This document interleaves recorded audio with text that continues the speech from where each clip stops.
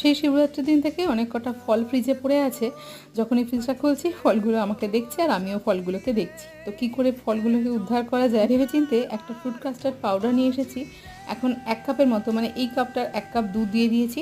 দুধটা কিন্তু কাঁচা দুধ নয়, জাল দেওয়া দুধ ব্যবহার করেছি। তারপর এখানে একটু জলের মধ্যে 1 চামচ ফ্রুট কাস্টার্ড পাউডারটা মিশিয়ে নিয়েছি। এই চামচের মাপ হচ্ছে 60 ml, 1/4 কাপ। এই চামচ মেপে 1.5 চামচের মতো চিনি দিয়ে নিয়েছি।